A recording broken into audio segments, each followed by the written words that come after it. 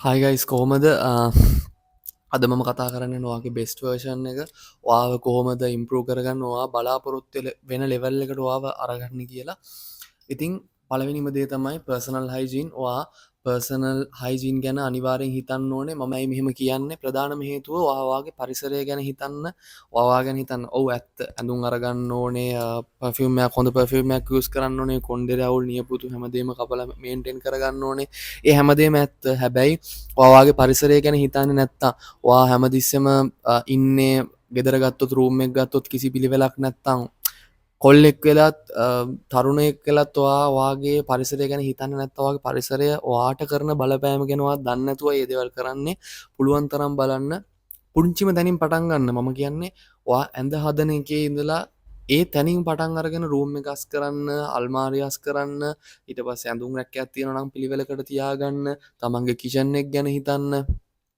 වොෂූම් එක ඒ හැමදේම පිළිවෙලකට තියාගන්න ෆුල් ට්‍රයි එක දෙන්න පුංචිම දැනින් පටන් අරගෙන ටික ඉම්ප්‍රවෙන්න මොකද කවදාවත් කිසි දෙයක් දවසින් පටන් අරගෙන දවසින් හැමදේම සාර්ථකව කරන්න බැහැ ටිකටික තමයි අපි ඉම්ප්‍රවෙන්න ඕනේ ඊළඟ කාරණාව ෆිසිකල් ශේප්පෙක් ගැන මේක තමයි අනිවාරෙන් වා ජීවිතයට එකතු කරගන්න මෝනදේ මොකද උදාහරණයක් විදිහට ගත්තොත් ඔයා දැක්කොත්තේම එන්න මහත මූණවල් පිම්බිච්ච රැවුලක් කොන්්ඩයක් ගැන හිතන්න ඇති ඒවා පැත්තකට දාන්න ෆිසිකල් ශේප්පය ගැන ගත්තොත් එහෙම මහත චෙස් ෆැට් එක තියෙන බෙලි ෆැට් තියෙන කෙනෙක් දැක්කොත් මං කියන ගොඩක් 125ට 30ට වඩා වැඩි ෆැට් එකක් ඇගේ තියාගෙන යන කෙනෙක්ව දැක්කොත් ඔයාට හිතේ දේ කෙනාට රෙස්පෙක්ට් කරන්න දැක්ක ගමන් දන්නවා කවුට්ටයක් කරන්න කිසි ෆිට්නස් ලෙවල්ලයක් නෑ සල්ලි තියන්න පුළුවන් සල්ලිවලට රෙස්පෙක් කරන ගැන නෙමේ මම කියන යාගේ පර්සනැල්ටියකට යාගේ කැරක්ට එකට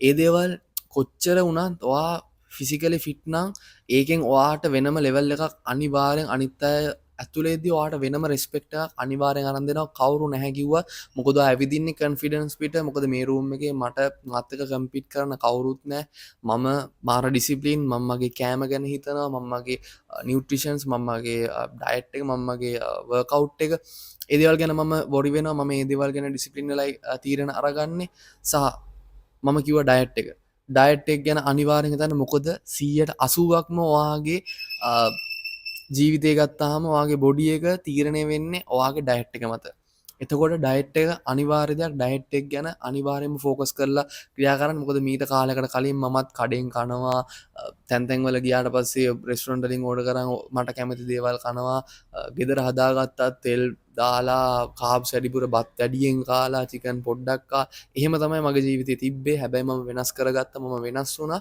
දැන් මම පුළුවන් තරම් මම හිතනවා මගේ නිියවට්‍රිෂන් ගැන පුළුවන් තරම්මම ඒව ගැන හිතලයි කෑම අරගන්නේ මම මගේ ජීවිතයට ගාබේජ් ආපව් දාන්න නෑ කියෙන තීරණය අරගත්තා පුළුවන් තරම් ප්‍රොසෙස් ෆුඩ් කණයක නතරම කරන්න වාගඩයිට්ක් ගැන හිතන්න ඕන තරම් වීඩියෝස් තියනව කොහොමද හරි විදිට වාගේ ෆැට් පසන්ටේජ්ජකට වාගේ බොඩි වේට්ටකට හයිට්ටකට ගැලපෙන විදියට කොහොමද හදාගන්නේ ඩයිට් එකක් කියලා ඕන තරම් වීඩියෝස් තියන ඒව බලන්න ඒවගෙන් ඇඩ්වයි සරගන්න ඉතින් දෙවනි කාරණාව තමයි ඔයාගේ බොඩිය එක ශේප් එකට ඉගැන බයා මිනිමම් ඔයා වර්කව් කරන ඔයා හරියට කණ කෙනෙක් කියන දේ අනිත්තයට දැනුනන ඒ ඇති මසල් පිරිච්ච එහෙම වෙන්න වාට ටයිම් තියනවා කාලයක්වා ප්‍රක්ටිස් එකත් එක්ක යද්දි වාට ලස්සන ස්තටික් බොඩිය එකක් හදාගන්න පුළුව හැබැ එතනට යන්න වා කරන්නන වැඩටිකක් තියෙන ඒටික කරන්නවා ඩිසිපලින් වෙලා ඒටික කරගෙන යන්න ඕනේ ටෙක් ගැන හිතන් වර්කව්ටෙක් ගැන හිතන් තුන්ගනි කාරණාව තමයි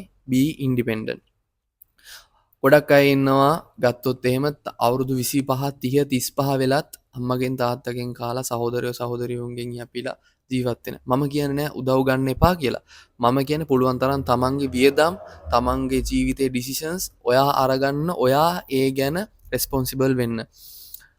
වාට උයන්න දන්නේ නැත්තම් වාට වාගේ කෑමක් හදාගන්න බැරි නම් වාගේ රෙදි ටික තාම හොදලා දෙන්නේ අම්මා නම් ඇත්තටම වාගේ ජීවිතය ඇති වැඩක් නෑ මොකද මේ මිනිස්සු කරන්න පුළුවන් උපරිම කරලත් වාට තාමත් වාගේ ජීවිතේ වගකීමක් වාට අරගන්න බැරි නම් වාගේ බෙස්ට් වර්ෂන් එක වා කොහොමද ලක්ෂයක් ලක්ෂ 10ක් ලක්ෂ 100ක් හොයන්න කියන එක පැත්තකට දාලා මුලින් ඉස්සල ඒ දේවල් ගැන කල්පනා කරන්න කොහොමද මම මගේ ජීවිතය පාලනය මගේ අතට ගන්නේ ඉස්සල බිස්නස් කරන්න කලින් ඔයා ඔයාගේ ජීවිතය ගැන හිතන්නවා තාමත් වෙන කෙනෙක්ගෙන් යැපෙන කෙනෙක් නා තාමත් වෙන කෙනෙක් යටතේ ඉන්න කෙනෙක් නම් මම කියන්නේ වර්ක් කරන තැන නෙමෙයි. මම කියන්නේ ඔයාගේ ජීවිතය ගත්තාම පුළුවන් තරම් ඔයාගේ ජීවිතේ ඩිසිෂන්ස් ගන්න වෙන අය නම් ඔයාට ජීවිතයක් නැහැ. ඉතින් ඒක නිසා පුළුවන් තරම් ඔයා ඔයාගේ වෙලාව, ඔයාගේ ජීවිතේ ඔයා හැසිරෙන විදිය, ඔයා කරන දේවල් ඒ හැමදේම ඔයා ඩිසයිඩ් කරන්න, ඔයා ඉන්ඩිපෙන්ඩන්ට් වෙන්න, ඔයා ඔයාගේ වියදම් ඔයා බලා ගන්න, උයන්න පුරුදු වෙන්න, රෙදි හොදන්න පුරුදු වෙන්න, ගෙයක් අතු ගාලා අස් කරලා ක්ලීන්වට තියාගන්න පුරුදු වෙන්න.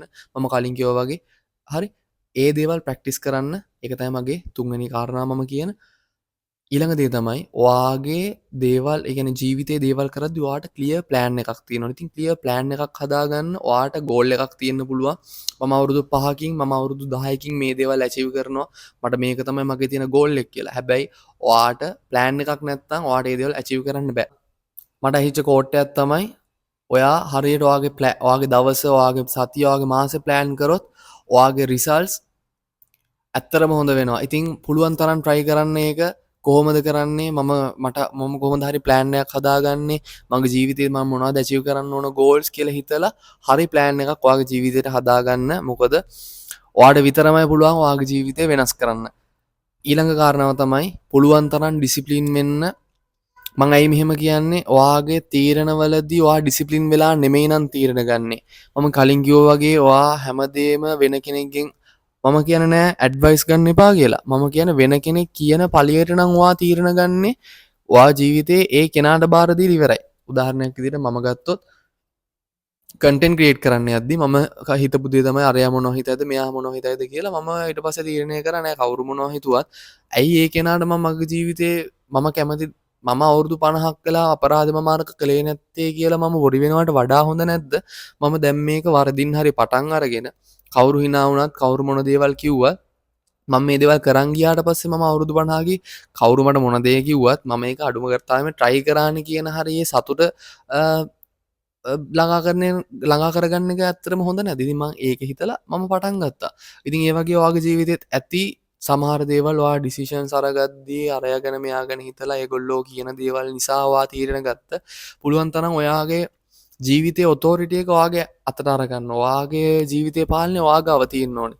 සහ මම ඩිසිප්ලින් වෙන්න කියන හේතුව ඩිසිෂන්ස් වලදී ගොඩක්ම උදාහරණයක් විදිහට තිබ්බොත් ඔයාගේ ඉස්සරහා බර්ගර් හොඳ රස බර්ගර් එකකුයි සෝස් පිරිච්ච සෝස් නාවපු බර්ගර් එකකුයි එහා පැත්තෙන් රතු බතුයි පොල් සම්බෝලයි ඩාල් කරි එකකුයි චිකන් කරි එකකුයි බිත්තර එහෙම තිබ්බොත් ඔයා මොකද්ද තෝරගන්නේ? ගොඩක් අය මෙතනදී තෝරගන්නේ අනිවාර්යයෙන්ම බර්ගර් එක. මොකද කලාතුරකින් කන්න හම්බ වෙන දෙයක්, වැඩිපුර එහෙම අපි රෙගියුලර්ලි කන්නේ නැති දෙයක්. ඒක නිසාම මේක තෝරගන්නවා කියලා කියයි. හැබැයි එතනදී ඔයා හිතලා ඔයාගේ නියුට්‍රිෂන්ස්, ඔයාගේ හෙල්ත් එක ගැන, ඔයාගේ ජීවිතය ගැන හිතලා ඔයා රතුබත් කන්න තෝරගත්තා කියන්නේ ඔයා යන තැන ඒක බ්‍රදර් මෙහෙමයි. ඔයාට ඒ යන තැන ඔයා කොතනින් නවතීද කියලා ඇත්තටම මොකද එතන ඒ ඩිසිෂන් එකේ ඔයා ඩිසිප්ලින් වුණා කියන්නේ පර්ෆෙක්ට්. ඔයාට අනිවාර්යෙන් ඔයා ඇචීව් කරන දේවල් හිතා ගන්නවත් බැරි දේවල් ඔයා ඇචීව් කරයි ජීවිතේ. ඉතින් එතනට එන්න මම කියනවා වගේ හැමදාම දවසෙන් දෙකෙන් අපිට කරන්න බෑ. ඒ දේවල් කරන්න නම් අනිවාර්යෙන් ඔයා ප්‍රැක්ටිස් එක වාගේ තියෙන්න ඕනේ. ඩේලි කරලා පුංචි දේවල් කරලා ටික ග්‍රෝ වෙලා තමයි එතනට එන්නේ. දවසින් කරන්න බෑ. ඉතින් අද අපි කතා කරපු දේවල් ගත්තොත් පළවෙනිම දේ පර්සනල් හයිජීන්. ඔයා තමන්ගේ හයිජීන් ගැන හිතන්න. එන්වයරන්මන්ට් එක ගැන විශේෂයෙන්ම. දෙවෙනි කාරණාව ෂේප් එක, ඔයාගේ බොඩි ෂේප් එක ගැන හිතන්න. නියුට්‍රිෂන් අනිවාර්යයි. ඔයා කන කෑම අනිවාර්යයි. මේ දේවල් ගැන ඔයා හිතන්න ඕනේ. කොහොමද ඔයා ගාබේජ් දෙන්නේ නැද්ද කියන එක. තුන්වෙනි දේ ඉන්ඩිපෙන්ඩන්ට් වෙන්න. කාගෙන්වත් ඔයා යැපෙන්න එපා. පුළුවන් තරම් ඔයාගේ ජීවිතේ පාලනය ඔයාගේ අතට ගන්න. උයන්න පුරුදු වෙන්න. තමන්ගේ අර බේසික් දේවල් කරන්න පුරුදු වෙන්න. ඊළඟ කාරණාව ප්ලෑන් එකක් තියාගන්න. ඔයාගේ ජීවිතේට ඔයාගේ ගෝල්ස් ඇචීව් කරන්න ඔයාට ප්ලෑන් එකක් ඕනේ. මොකද ඔයාට ප්ලෑන් එකක් නැති වුණොත් ඔයා යන්නේ කොහෙද කියලාවත් ඔයා දන්නේ නැහැ. ඔහේ උදාහරණයක් විදිහට අපිට මෙතන ඉඳලා යන්න ඕනේ කොළඹට යන්න ඕනේ නම් ඔයා යන්න ඕනේ කොළඹ යන බස් එකක. ඔයා දැනගන්න ඕනේ රූට් එක මොකද්ද, මම යන රූට් එක මොකද්ද, මම යන ළඟම මට යන්න පුළුවන් ළඟම පාර මොකද්ද, මේ දේවල් ටික ඔයා දැනගන්න ඕනේ. ඒක දැනගත්තොත් තමයි ඔයාට ඔයාගේ ගෝල් එකට ඉක්මනටම කෙටිම මාර්ග වලින් ඔයාට අවශ්‍ය රිසෝසස් පාවිච්චි කරගෙන යන්න පුළුවන්. ඒ වගේම තමයි මම කිව්වා වගේ ඔයාට බස් එකක යන්නත් පුළුවන්, ඔයාට ටුක් එකක යන්නත් පුළුවන්, ඔයාට බයික් එකක යන්නත් පුළුවන්. හැබැයි එතනට යන්න ස්පීඩ්ම විදිය කොහමද? අද වහිනවා නම් මම බයික් එක ගිහිල්ලා හරියන්නේ නැහැ. ඒ වගේ ඔයා ප්ලෑන් කරගන්න හරි. මෙහෙම ස්ටෙප් එකෙන් ස්ටෙප් එක හිතලා ප්ලෑන් කරගන්න. අවසාන කාරණාව තමයි ඩිසිප්ලින් වෙන්න. ඩිසිෂන්ස් වලදී ගොඩක්ම ඩිසිප්ලින් එක හදාගෙන තියාගත්තොත් ඇත්තටම වැදගත්. මම කිව්වා වගේ. මොකද එතකොට ඔයා යන තැන ඔයාටවත් නවත්තන්න බෑ. thank you so much මේ වීඩියෝ එක බැලුවට like එකක් දාලා comment එකක් දාලා subscribe කරලා set වෙන්න. මම හැමදාම කියනවා වගේ you have the power to transform your life. Let's build your empire. ඉතින් ඔයාගේ best version එකත් එක්ක හම්බෙමු. See you later.